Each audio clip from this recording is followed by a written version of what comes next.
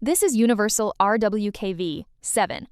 The outer idea is borrowed from a universal transformer. Reuse a small set of blocks again and again through depth. So the word universal means the depth loop, not ordinary transformer attention.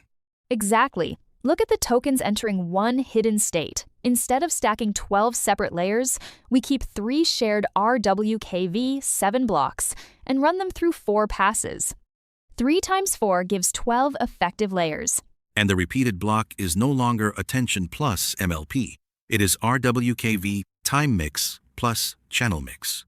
The important replacement is inside the block. A universal transformer repeats attention and an MLP. Universal RWKV-7 repeats a recurrent time mix, then a token-wise channel mix.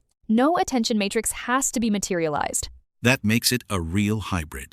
Universal depth recurrence outside, RWKV recurrence inside. No.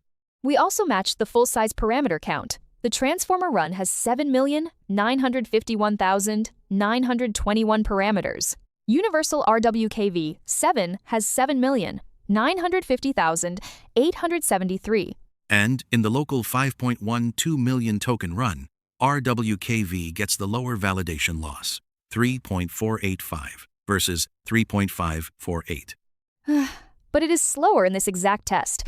The context length is only 128, the batch is small, and flash attention is extremely optimized on a 4090. So the fair speed question should move to longer contexts, bigger batches, and a stronger fused RWKV kernel. Right. Under those conditions, attention cost grows with sequence length, while RWKV recurrence stays linear. This result says the architecture is promising on loss, but the speed story needs the right operating regime. So the short version is, Universal RWKV-7 works, but do not judge its speed from a tiny context attention-friendly benchmark.